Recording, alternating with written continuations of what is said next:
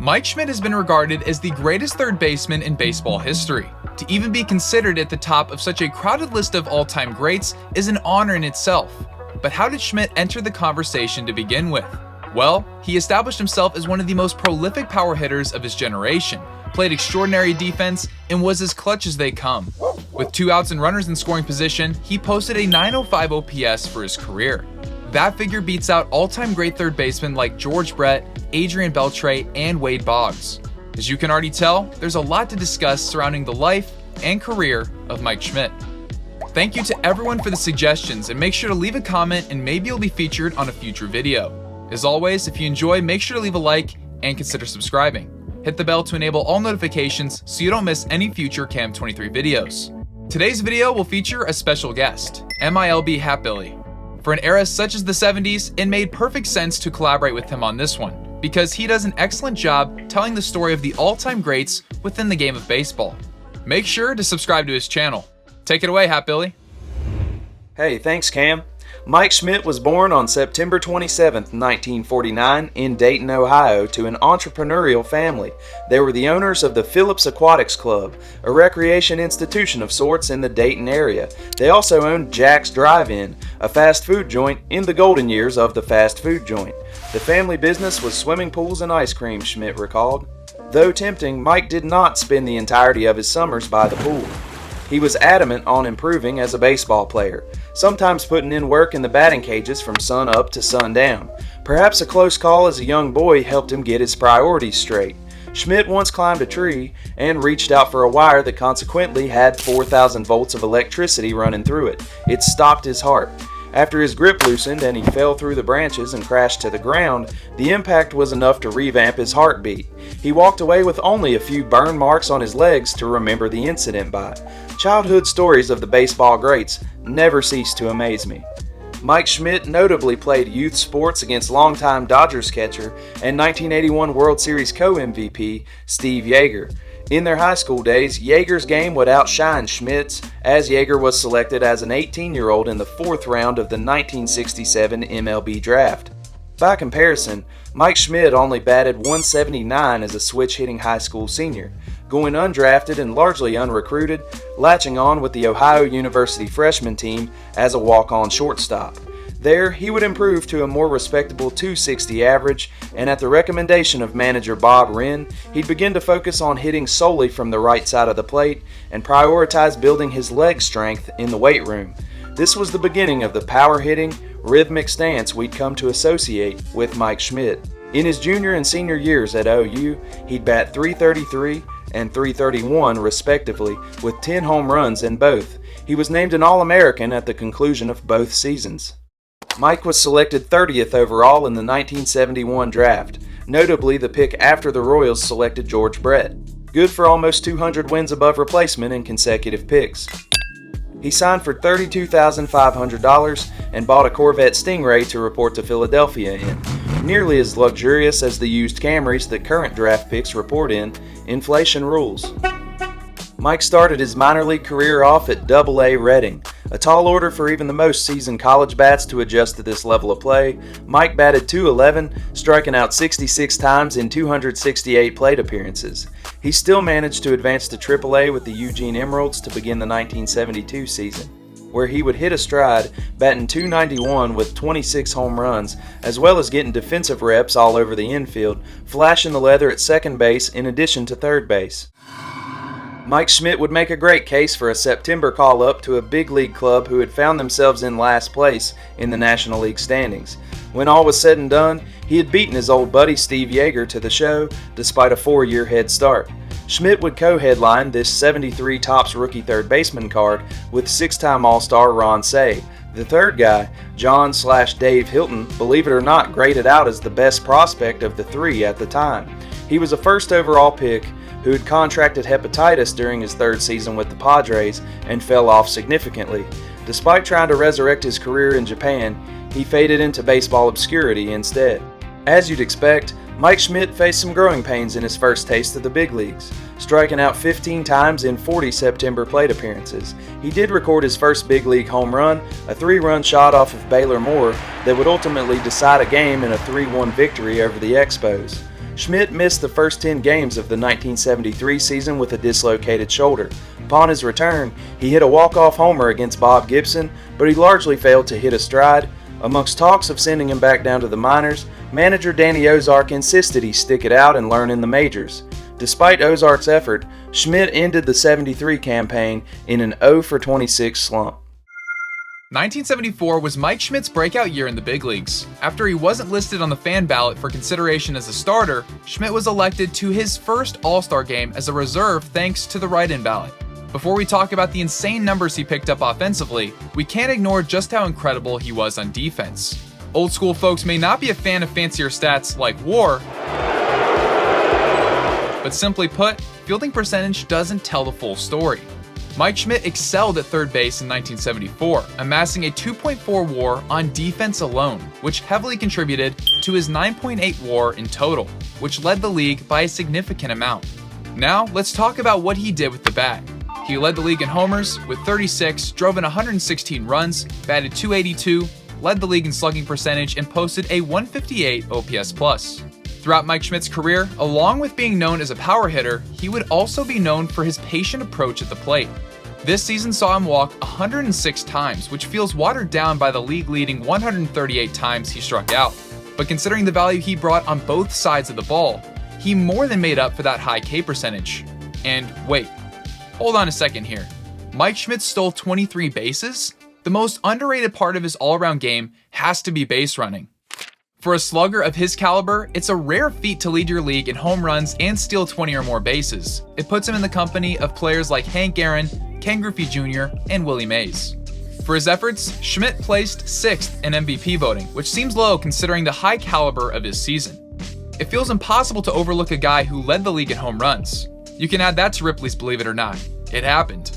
Mike Schmidt leading the league in home runs is going to be a common theme throughout this video. 1975 was no exception. This time he hit 38 long balls, drove in 95, and stole 29 bases. It seems preposterous, but Schmidt came ever so close to the 30-30 club, falling just one stolen base shy in the 75 season. This season saw him strike out a career-high 180 times, a number he would never approach again. Hitting .249 as a hitter in 2023 isn't bad at all if you put together a season like Schmidt. But the problem was, fans weren't as forgiving to low batting averages. Mike Schmidt decided to make some adjustments, and would tinker with his batting stance following this season, something he would do often throughout his career. 1976 was an unforgettable year for Mike Schmidt and the Phillies. Hatbilly will fill us in on this postseason later on, but let's discuss how Schmidt fared in the regular season. For the third straight year, he led the league in home runs and strikeouts. The consistency was immaculate from 1974 to 1976. Let's look at this All-Star season as a whole. 38 dingers, 107 RBIs, a .262 average, and 14 stolen bases. Additionally, he led the league in hit by pitches and total bases. After finishing outside of the top 15 for MVP voting the previous 2 seasons, Schmidt would finish third, wedged in between some members of the Big Red Machine, George Foster, Pete Rose, and Joe Morgan, who won the award. Mike showcased some excellent defense in the 76 season, and it earned him his first career Gold Glove Award. Spoiler alert, there would be a lot more where this came from. Once the season came to a close, the Phillies would sign Schmidt to a 6-year deal to keep him in Philadelphia long term. The results immediately following this extension were just what the doctor ordered. 1977 started off with a bang, as he smoked 26 homers by the All-Star break. An injury thanks to an on-field brawl affected Schmidt's ability to swing the bat, but you wouldn't know it by looking at his numbers. In fact, he considerably reduced the amount of strikeouts and did not lead the league in this category. Schmidt led all National League position players in WAR, hit 38 homers, placing him 5th in Major League Baseball. He drove in 100 for the 3rd time in his career thus far, and posted a 151 OPS+ for the 2nd consecutive season. The reigning Gold Glove winner would protect his status as the top defender, winning the award in 77. He finished 10th in MVP voting, but if we were to redo this today, I could see him finishing in the top 5. In the postseason, Schmidt went a measly 1 for 16 and looked ahead to the 78 season as a way to redeem himself come October. Before the 1978 season got underway, Mike Schmidt was named the team's captain, but he wasn't exactly thrilled about receiving this title. At the end of the day, he was more concerned about the Phillies squad, and a new label wasn't going to influence how the team performed. No team liked being remembered for being regular season juggernauts with no postseason success, But that's what the Phillies were faced with, and it generated heavy criticism from the media and fans. To add fuel to the fire, Schmidt was targeted for what fans perceived to be an uncaring and egocentric attitude. In reality, Schmidt had a cool demeanor and wasn't one to show his emotions on the ball field. Truth be told, he didn't help his cause when he lashed back in interviews with the press, and it put a damper on the relationship he had with fans and the media. In 1978, considering his sky-high standards, 21 homers in 145 games isn't exactly eye-popping. He stole 19 bases and picked up Gold Glove number 3, but overall it was a discouraging year as the Phils took the division and dropped the ball, losing to the Dodgers again. Schmidt's October performance was hardly an upgrade to the year prior as he picked up just 1 RBI and batted .200. Now you're probably thinking, I thought Mike Schmidt was clutch. Patience is key, young grasshopper. 1979 figured to be a promising season, but that optimism soon vanished. Things started off well as the Phillies won an absurd 23-22 offensive onslaught against the Cubs at Wrigley Field, with Schmidt hitting the game winner in the 10th inning. The team soon cemented their status atop the National League East.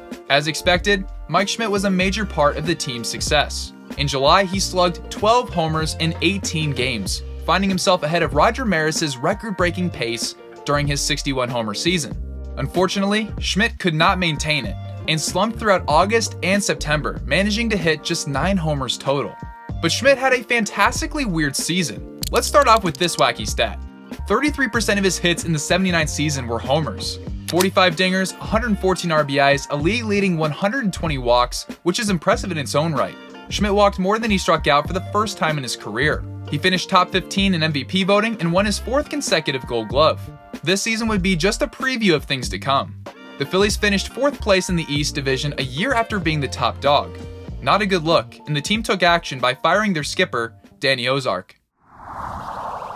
And now, enter the 1980 season. It feels impossible to do this year justice, but I'll start by acknowledging that Schmidt and the Phillies had some work to do in September.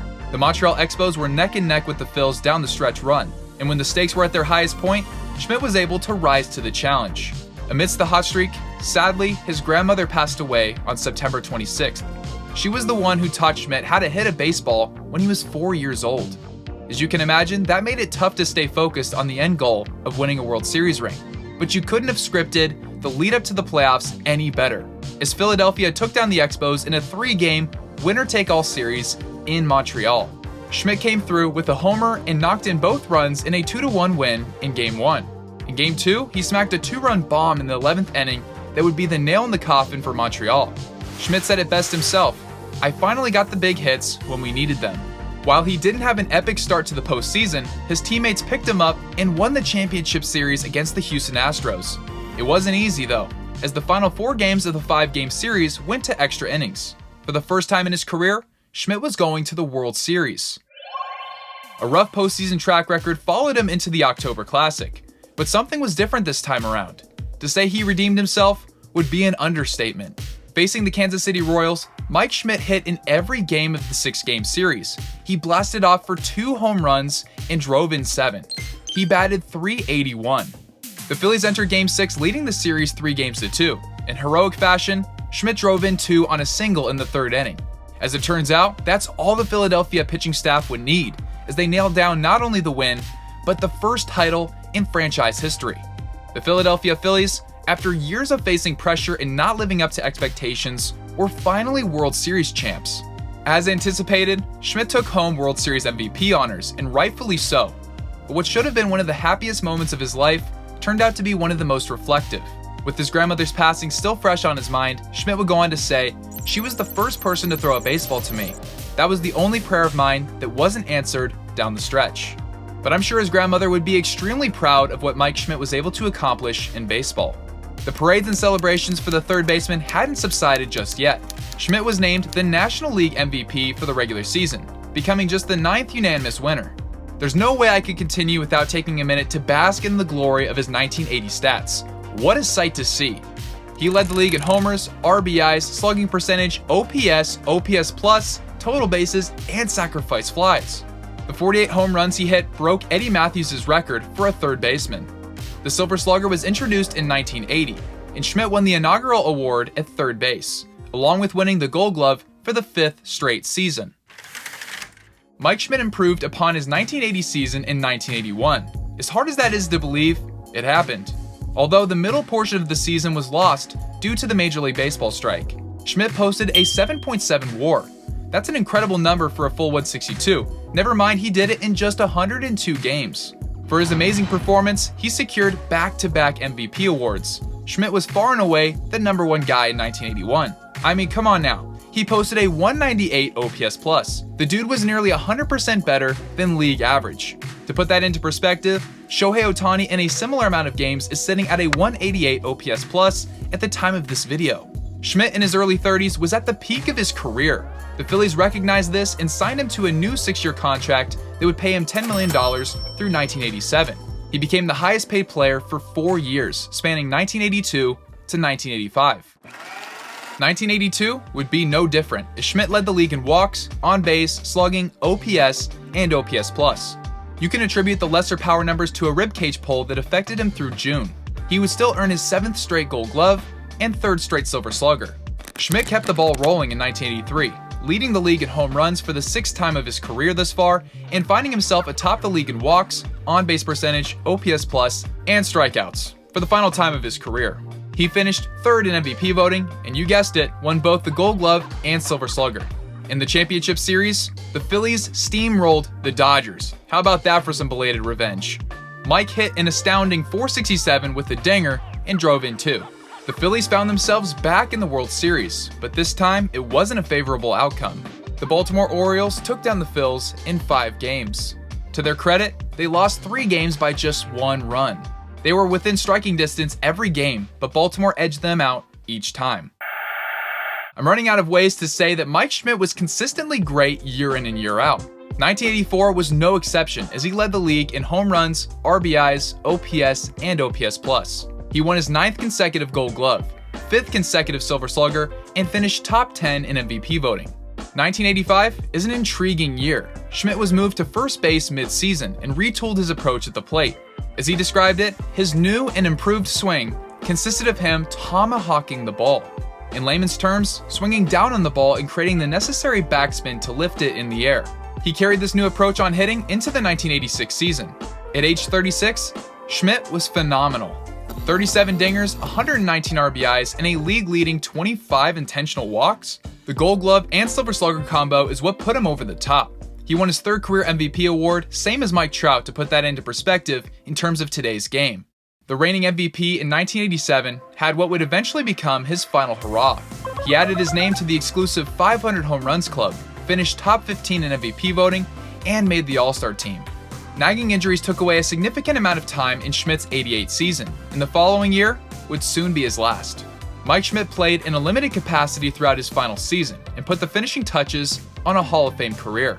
Schmidt has the most home runs and RBIs in Phillies history, and the most home runs for a player who spent their entire career with one team. Cam already alluded to 1974 being Mike Schmidt's breakout season statistically. It also marked the year his name would generate a buzz around the National League. On June 10th, facing the Astros in the Astrodome, Schmidt hit one of the most bizarre singles in history, crushing a fastball in what appeared to everyone in attendance as a no-doubt home run. It landed in shallow center field. The ball had hit a suspended loudspeaker that hung 117 feet from the field. Schmidt laughed it off with the press following the game, but this event actually caused the Astros to raise the speaker another 56 feet the next day. In 1975, the Phillies re-signed veteran fan favorite Dick Allen, who served as a mentor to Schmidt, not only in the batting cage, but with the psychological aspect of the game, constantly reminding Schmidt not to put so much pressure on himself. Mike seemingly took this to heart, as it was the season he would begin to dabble in transcendental meditation. He led the league in home runs, and the Phillies finished second in their division. He would leave the meditation behind in subsequent seasons, but as you know, continue to hit the ball out of the park. Mike kicked off 1976 at a blazing pace, hitting 12 home runs in his first 15 games, including an April 17th game at Wrigley Field that saw him hit 4 consecutive dingers. At that time, he was just the 4th to ever accomplish this. The Phillies had fallen behind 12-1, but on the back of Schmidt's historic offensive display, they'd ultimately win the shootout 18-16. He would make the cover of the following month's Sports Illustrated. The Phillies seemed to channel a ton of momentum from the comeback, going 55-22 until the All-Star break. They would clinch in Montreal that September, but overshadowing what was a landmark season for the Phillies was one of many racial issues that would haunt the club and fan base, as Tug McGraw took exception to Mike Schmidt, quote-unquote, celebrating apart from the rest of the team, with Dick Allen, Dave Cash, and Garry Maddox. Schmidt responded gracefully, stating, quote, "My best friends on this team happen to be black. I feel guys become friends based on similar interests, and I've learned a lot from Garry and Dick. Tug brought it up, but it's dead now. It wasn't a good scene, but it's over." I find it impressive that, in addition to headlining the Phillies stat column, Schmidt was pivotal to clubhouse morale at such a young age. Philadelphia's history with racial bias in baseball is well documented, but Dick Allen's autobiography is by far the best place to start if you're looking for more on the subject. The Phillies would be swept by Cincinnati in 3 games to conclude that season. In '77, the Phillies would return to the NLCS, this time being defeated by the Dodgers. '78 brought about a string of injuries that once again inhibited Schmidt's play at the plate, and Phillies fans weren't pleased, but the team once again made it to the championship series and were once again outdone by the Dodgers. Under the pressure to get over the hump, the Phillies signed their old nemesis Pete Rose in 1979. Similar to Dick Allen before him, Rose served as a mentor to Mike Schmidt, and though '79 didn't pan out as they'd hoped, 1980 would be the year they put it all together. MVP Mike Schmidt's bat was a constant. The 1980 NLCS was such a classic series, with 4 of the 5 games going into extras. It's an off-season rainy day well spent to watch those games. The Phillies would face the Royals in the World Series and bring home the first World Championship in franchise history. 15 years of frustration with the Philadelphia fan base finally reared their ugly head in this era, as Schmidt invited the press to imagine what his career may have been like had he played in Los Angeles or Chicago, in front of less critical fans. The Philly fan response was a Philly fan response, not favorable. He was booed incessantly. He began donning a wig and sunglasses, poking fun at the entire situation. Now that we're over 30 years removed from all of this, surely the fans miss this guy, right? On April 18, 1987, Schmidt hit his 500th career home run, and he was the 4th youngest player to reach that milestone, only trailing Babe Ruth, Harmon, Killebrew, and Mickey Mantle. Harry Kalas's call of the blast is among the top moments in Phillies franchise history. In 1988, the Phillies finished in last place in their division for the first time since Schmidt was a rookie. He'd take himself out of a game on August 12th due to a nagging rotator cuff injury. He would opt for surgery and miss the rest of this disappointing season. He was on the free agent market, but only 3 clubs had showed any interest: the Yankees, the Dodgers, and the Pete Rose-managed Reds. He ultimately chose to sign on for 1 more season in Philadelphia. He would slump at the plate to begin the year, and during the Memorial Day series in San Francisco, he misplayed a routine ground ball, a moment he would cite as the moment he knew he should hang it up at the end of the year. When the team arrived in San Diego on the second leg of the road trip, he decided to make it known. He would deliver a retirement speech for the ages, known for its emotional closing line, "Some 18 years ago, I left Dayton, Ohio with 2 very bad knees and a dream to become a Major League Baseball player. I thank God that the dream came true." At the time, he was leading all active players in home runs, RBIs, total bases, intentional walks, and strikeouts. He would be selected to the All-Star team, but chose not to play. It was more of an honorary selection than one based on his performance. For his career, Mike Schmidt accumulated a 106.4 WAR, tying him for 25th on the all-time leaderboard. He amassed 548 home runs, 1,595 RBIs, a .267 batting average, 148 OPS+, 2,234 hits, and 174 stolen bases. A 3-time MVP winner, 12-time All-Star, 10-time Gold Glove winner, 6-time Silver Slugger winner, and of course, won the 1980 World Series in which he was named MVP. In 1995, Mike Schmidt received his biggest honor when he was elected to the Baseball Hall of Fame. After his induction, he continued to find ways to make his impact felt off the ball field. In the year 2000, Schmidt paired his passion for fishing with a good cause when he founded the Winners Circle Charities Invitational Fishing Tournament, held in the Bahamas. As of 2019, he has raised over $2.5 million in support of cystic fibrosis charities. In 2013, Schmidt was diagnosed with stage 3 melanoma. It was found and treated early enough, and he has made a full recovery. As Schmidt would later say, "I nearly died because I didn't take sun exposure seriously." In 2019, Mike Schmidt threw out the first pitch on Melanoma Awareness Day, held at Citizens Bank Park, home of the Phillies. Since his diagnosis, Schmidt has stressed the importance of being cautious when exposed to ultraviolet radiation. Mike Schmidt has a truly remarkable story. He played 18 years in the big leagues, all with the Phillies. He was a force on offense and defense and was clutch when it mattered most to bring his team a World Series title. The greatest player in franchise history, a true Philadelphia lifer. Let me know in the comments down below your thoughts on the video. If you enjoyed, make sure to leave a like and consider subscribing. Thanks again to Hatbilly, and make sure to subscribe to his channel. Thank you all for watching, and I'll see you guys in the next video. Later.